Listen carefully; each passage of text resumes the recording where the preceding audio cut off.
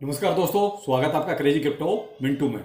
Market कुछ आज हल्का सा लग रहा है कि साइड में मूवमेंट रहने का चांस है, क्योंकि 37,800 के आसपास बीटीसी अभी ट्रेड कर रहा है। बाकी देखिए मंथ एंड है और आपकी देखिए क्लोजिंग कहाँ पर होती है, किस तरीके से होती है, जरा वो भी देखना जरूरी है, क्योंकि उसी के अकॉर्डिंग आपका जो आगे की परफॉर्मेंस भी थोड़ा सा डिसाइड होती है। तो देखिए अभी बीटीसी का हाल है वो तो देखिए 37,800 बिल्कुल एक्यूरेट है, और आपका बीएनबी अभी आपका $228 पर है।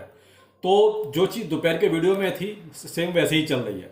मैंने आपको बीएनबी के बारे में बहुत क्लियर बोला था कि बीएनबी में आज ज़्यादा कुछ मुझे नज़र ऐसा नहीं आ रहा है कि बहुत ज़्यादा अप एंड डाउन के भी सीन नज़र नहीं आ रहे। एक साइड पे मूवमेंट जैसे बीएनबी में रह सकता है, और वही सेम चीज़ अभी भी चल रही है, क्योंकि उस टाइम जो है बीएनबी आपका 229-230 के आसपास ही था, और अभी भी 228 के आसपास बीएनबी चल रहा है। अब यहाँ पर जो मेन है वो है डॉज कॉइन। डॉज कॉइन के बारे में बहुत से लोग पूछेंगे सर डॉज कॉइन में क्या हो सकता है, या इलॉन मस्क क्या करने जा रहा है। तो मेरे भाई देखो, इलॉन मस्क जो करेगा वो ट्वीट के जरिए सारी चीजें वो अपने आप ही डिस्क्लोज कर देता है, उसको ज्यादा कुछ कहने सुनने की जरूरत ही नहीं है। अगर डॉज कॉइन के बारे में अगर वो जरा सा भी कुछ बोलेगा तो डॉज कॉइन आपका पंप करेगा, लेकिन डिपेंड करता है कि इलॉन मस्क कितना प्रेफर करता है। अब जैसे उसका स्पेस प्रोग्राम है जिसमें डॉज को शायद वो कुछ कर रहा है, तो देखिए वो एक अपना उसका क्राइटेरिया है जो कर रहा है, जिस तरीके से कर रहा है। लेकिन जो न्यूज जितनी निकली है उसके हिसाब से देखिए डॉज में ये कहो कि बहुत ज़्यादा कोई पंप आया है उसकी वजह से, ऐसा तो नहीं है। लेकिन ये है कि अगर उसने खुल के कहीं इस चीज़ को बोल दिया कि हाँ ठीक है जी, डॉज को हम किसी पेमेंट सिस्टम में अगर ला रहे हैं और किसी में, जैसे अगर मान लीजिए ट्विटर वगैरह पे लिया है, तो देखिए फिर डॉज को रोकना भारी पड़ जाएगा, फिर डॉज नहीं रुकने वाला। इस तरह का कुछ आता है तो देखिए अलग बात है। अभी ऐसा कुछ अनाउंसमेंट नहीं है। देखिए क्रिप्टो करेंसी में बहुत जो स्पाइक आपको देखने को मिलता है ना, वो उसी में मिलता है जब आपको ये लगे कि हाँ यहाँ से ये पेमेंट सिस्टम में जाने वाला है। जैसे कई बार इसने टेस्ला में जो है कभी डॉज को रखा है, कभी बीटीसी को रखा है, कभी दोनों को रखा है, कभी डॉज को वहां से निकाल दिया। तो क्या ये जो पेमेंट सिस्टम में जब भी इसका देखो सुनने को मिलेगा, ये आपको एक अच्छा खासा परफॉर्मेंस करते दिखाई देगा। लेकिन यहाँ देखिए डॉज के बारे में सीधा सा एक ही सिद्धांत रहता है कि अगर डॉज चलेगा तो इलॉन मस्क के हिसाब से चलेगा, वो कुछ इसके बारे में ट्वीट करेगा तो जरूर आपको इसके बारे में कुछ ना कुछ पॉजिटिव नजर आएगा। तो देखिए भाई, आप डॉज पे वो नजर रखे ना रखे, लेकिन इलॉन मस्क के ट्वीट पर नजर जरूर रखिए कि वो क्या ट्वीट कर रहा है या किस टोकन के बारे में कर रहा है। देखिए पहले बीच में अभी फ्लोकी को सीईओ बना दिया था, तो बस वही है, उसका तो कुछ पता ही नहीं कि किस पे ट्वीट करेगा, तो आप इस पे थोड़ा सा नजर रख सकते हैं। आते हैं FTX साहब। बिल्कुल FTT कहीं ना कहीं आपका देखिए अच्छे खासे प्रॉफिट में ही चल रहा है, और जिनके पास अगर इन्होंने थोड़ा सा भी रिस्क उठाया होगा तो देखिए FTX आपको एक बहुत अच्छा रिटर्न दे चुका है।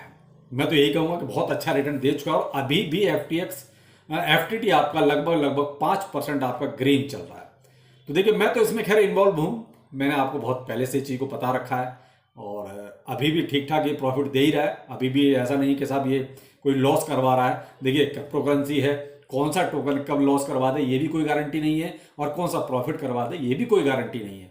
लक बाई चांस वाली बात है कि आपका लक कितना आपके साथ है। अब फिलहाल जो न्यूज चल रही है इसके पीछे, वो चल रही है साहब FTX को एक तरह से कुछ फंड जो है लिक्विडेट करने की परमिशन एक तरह से मिल चुकी है, और वो है लगभग आपका $744 मिलियन का।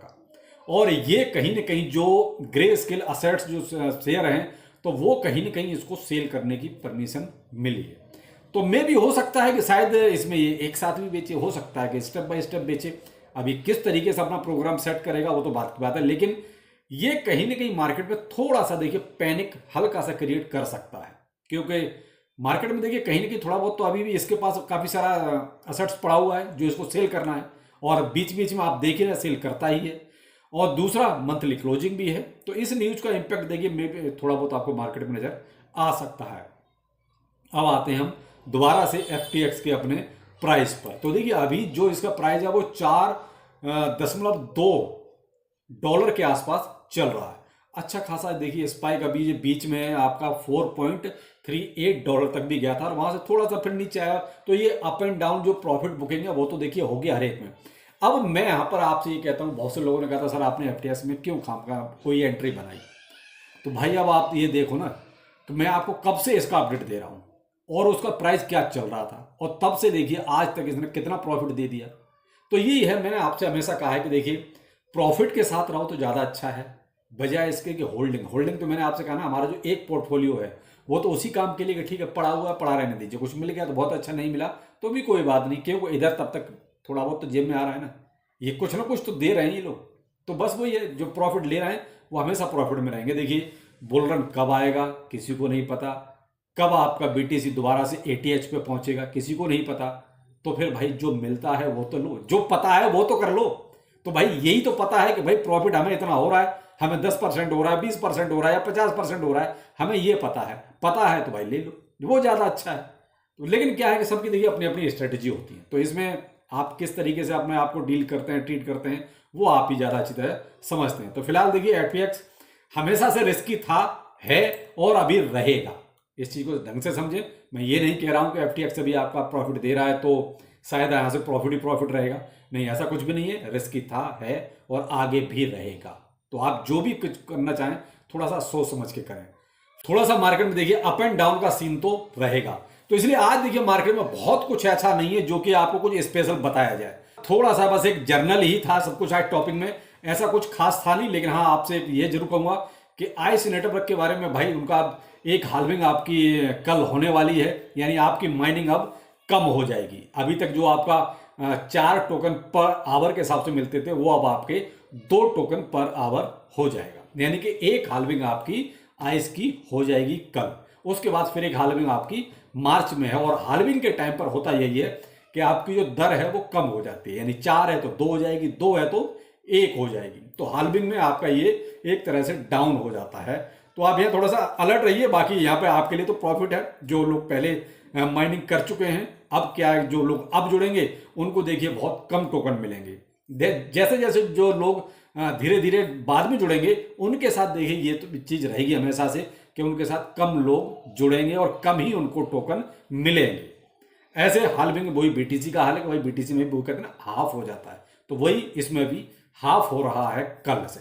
आगे आगे आपकी 4 हाल्विंग है जो इनके मेननेट आने से पहले हो जानी है। तो आइस में भाई देखिए जिसका अभी केवाईसी नहीं हुआ है तो मैं आपको फिर एक बार रिमाइंड करा रहा हूँ कि आप केवाईसी पहला जो स्टेप है वो जरूर करें, तभी आपको दूसरा स्टेप प्रोवाइड करवाया जाएगा। अगर आप पहला केवाईसी स्टेप पूरा नहीं करेंगे, यानी जो फेस वेरिफिकेशन है, तो आपको दूसरा वाला तो फिर कोई मतलब ही नहीं। तो इसलिए आप केवाईसी जरूर करें। और 4 तारीख से सबको, जिनको अब तक एक तरह से अलॉटमेंट नहीं हुआ या जिनके पास पॉपअप नहीं आया केवाईसी का, 4 तारीख से सबको मिलेगा।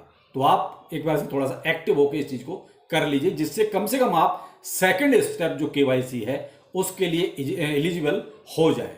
अगर आप पहला ही नहीं करेंगे तो दूसरे के लिए आप नहीं हो सकते। चलिए फिर मिलते हैं किसी नए अपडेट के साथ। नमस्कार।